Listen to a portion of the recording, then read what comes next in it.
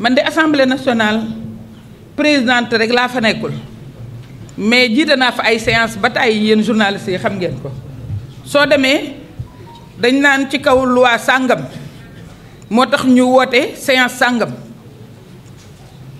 mais assemblée tey turu premier ministre nekkatu fa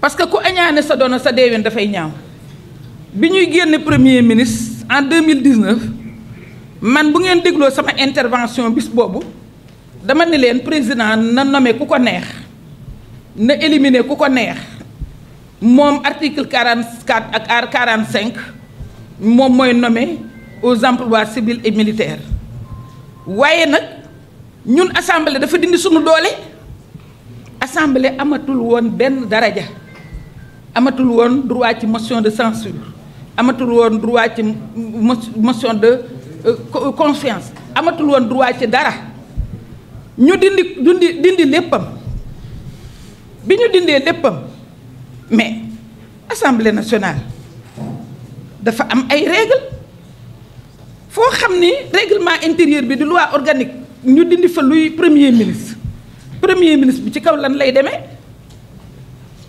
te nag xanaa tey ko ak jàpp ni xëy na parce que dañ ni léegi ci film bi élection Bassirou Diomaye Toumani la xëy na loola leen katikay ne loo ba xamuñu lu xew mais Mamadou Lamine Diallo mii attiré na seen attention Mamadou Lamine ni leen defaraat leen règlement intérieur bi parce que am na lu ci manqué ñu bañ ne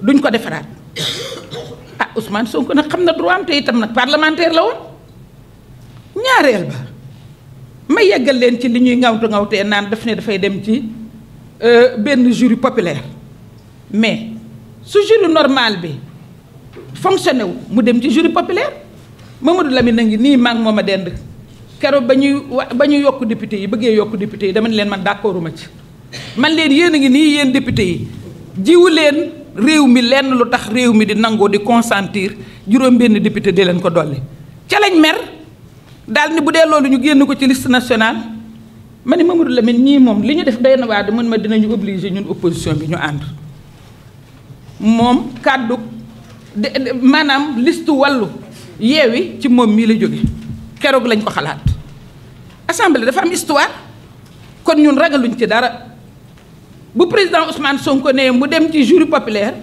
xam nañ ni même ñun ñi nga xam ni ñoo doon xeex parité ci biir assemblée nationale lañ ñu andil ñuy def parité bokkul ak li ñu gënal foofu laa ci yem.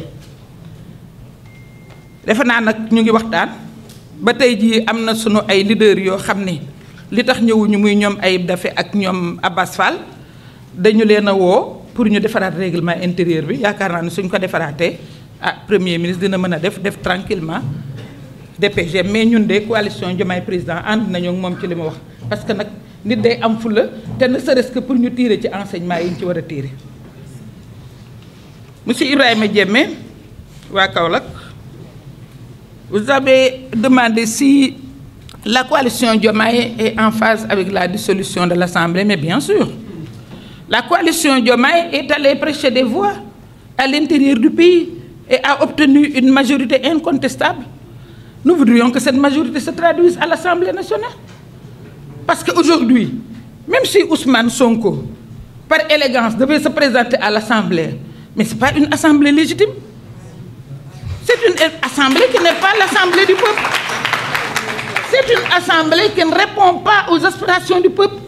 Le peuple a voté et a voté massivement.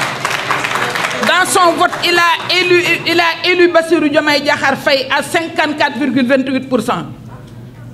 Le peuple peut rééditer cet exploit mieux, compte tenu de tout ce que j'ai dit ici, et que le peuple a constaté avec moi, le peuple peut donner plus. C'est-à-dire, les législatives peuvent enregistrer un score beaucoup plus grand. Parce que le peuple, vraiment, que ça peut régresser, ou que mener en considération cette assemblée, moi infantiliser le peuple. Le peuple sénégalais est devenu très mûr, il faut intérêt. Il faut accélérer la cadence. Oui, il faut accélérer. Aminata, il faut accélérer. Madame Maïmouna Seck de RSI, la réduction des comptes. Mais non seulement nous sommes pour la réduction des comptes, mais c'est dans le projet. Dans le projet bien avant. C'est-à-dire, ils ont montré la voie. Tous les membres du gouvernement ont fait leur déclaration de patrimoine. Le PASTEF, qui est le parti leader aujourd'hui, a montré la voie. Nous avons toujours été pour la réduction des comptes. Au niveau de la coalition Diomaye Président, nous sommes pour la réduction des comptes. C'est lent. Ça veut dire qu'on a laissé les organes de contrôle faire leur travail sans pression. Aujourd'hui, moi, j'ai l'IGE à l'ADER. Et c'est un peu pour répondre à l'autre question, une partie de la question qui parle de l'ADER. Parce que, comme vous le savez, ce n'était pas normal. Il y avait une gestion clanique que j'ai toujours dénoncée. Ce n'était pas normal. Un vieux me disait defal ndànk ci recouvrement yi mën na dal ci sa njaboot man ko ma xam ni kon njaboot bu ma war la parce que man financé wu ñu ko ànd ak man kon ku jël financement ba recouvrement di la ci fekk nga xam ne nekkoo en phase ak man lu la ci fekk nag àllaaxira mën nañoo bañ a gisante ah. Alors donc je pense que pour l'appel à candidature, parlons-en. Qu'est-ce qui était écrit dans le projet? Pour certaines fonctions, c'était bien marqué. Mais au-delà de ça, aujourd'hui à l'ADER, ce que disent les femmes, vous savez quoi? Aïda Mbodj war na am lu ëpp DER. Donc kooku mooy ñun dañu weesu appel à candidature. Vous croyez que quelqu'un peut battre pour occuper la direction de l'ADER?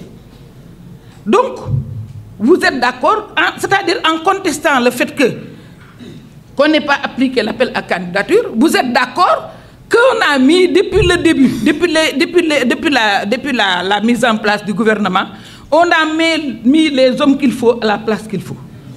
Ça, au moins, les ennemis les plus radicaux sont d'accord sur le fait que ce gouvernement-là sait choisir, ce gouvernement-là sait faire la part des choses. Et ce qui est plus rassurant, c'est que quand il y a eu l'entrée des militaires, le ministre de l'Intérieur, le ministre des Forces armées, mais on sait que ce gouvernement-là est sur le plan de gérer très vite les préoccupations des Sénégalais. Et c'est ça qui importe, prendre en charge les préoccupations des populations et arriver à résoudre les problèmes. C'est ça notre problème. Mais je pense qu'il n'y a pas de problème. Et vous voyez, dans beaucoup de directions, les plus gradés et les meilleurs sont à la tête de ces directions.